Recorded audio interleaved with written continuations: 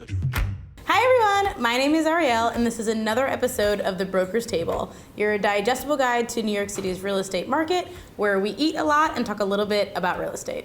So let's eat. 1, 2, 3! Oh, so good. We had all the faith in you in the world. Yeah.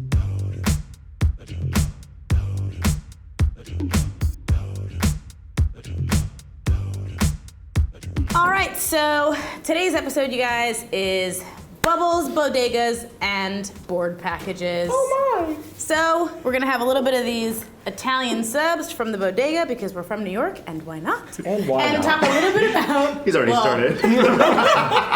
And talk about board packages. Contractually, you have a date where you're supposed to have this board package in, whether it's co-op or condo.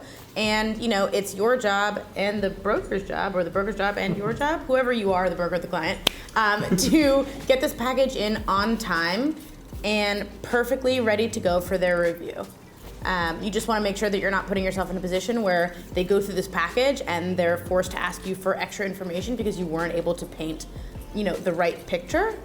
Or that they deny you just based on your financials alone. So you just want to make sure that you're doing it properly where they want to actually invite you in for an interview. Why they're important and why we need to wrap our heads around them. So for starters, let's just talk about what a board is. What is a board? Condo and co-op. A board is a group of people that represents the best interest of a building, who operates in the best interest of a building, who makes decisions for that building. Mm-hmm. And how do these people get elected to be members of, well, the board? It's authoritarian, you know? A board is actually elected by the building usually. You can nominate yourself if you want to be on the board, which is something you could actually show interest in after you obviously move in. Yeah, so the board is made up of residents. You have a board president, you have a board treasurer, and they're, you know, different sizes for different buildings. Mm-hmm. What I really want to dive into is the board package and its importance. A board package is, yes, it's making sure, it's letting the board know that you are qualified to live there, but with proof of every single aspect of your life. One of the best ways, I think, to think about the board package is to think of it as a college application. When you fill out a college application, you take sometimes weeks, but at least days, writing the essay, telling your background information, and it's very similar with the board package. Usually they take 3 days to 7 days to fill out, has all the information Josh just pointed out, but it's as intrusive or as descriptive of your situation as a college application, and I think you want to put your best foot forward, and it's something that the agent's always trying to have you do in terms of laying out your information and being very detailed. And the idea simply is, a lot of people think of it as maybe like a rental application if you're a first-time purchaser, and the idea that we want to get across is it's way more inclusive than that, and it's a big deal, and it's something that you should really take seriously. Yeah. So, to simplify that, it is basically a big book that you put together. Multiple books. Multiple books, because for every board member has to have a copy of it. Of the same book, though. Of the same book.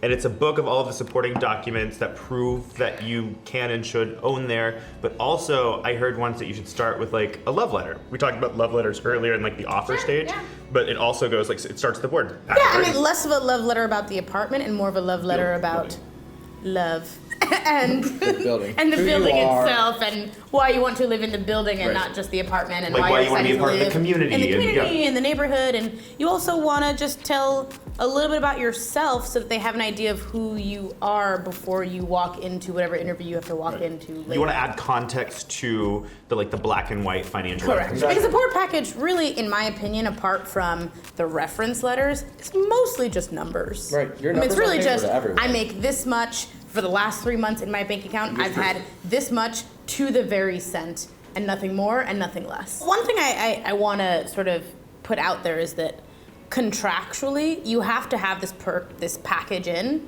by a certain date. Right. It's not like you get to just sit there and like submit it whenever you want it.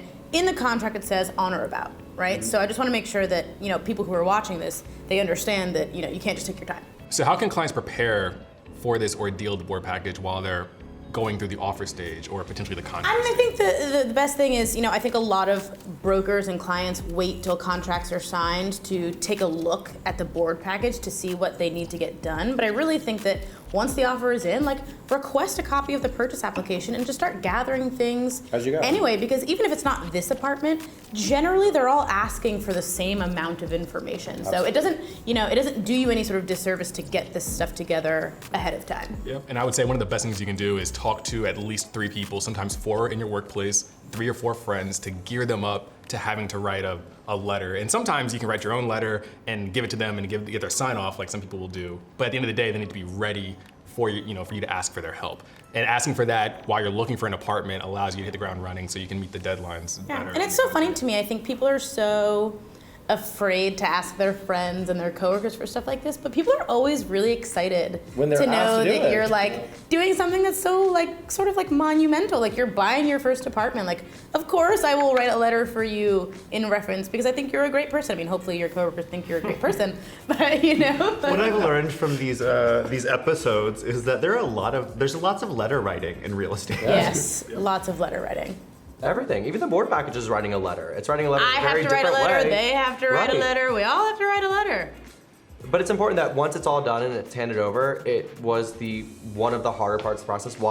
While we talked in the last episode about how the due diligence process is what the attorneys are doing, it's in your best interest that during that due diligence process, you're working on this board package and you're getting it done, because you can ask for the application whenever you are interested in putting in an offer. You can ask for them. Usually the broker has it ready to go. They can send you over the information. That way you can start the process.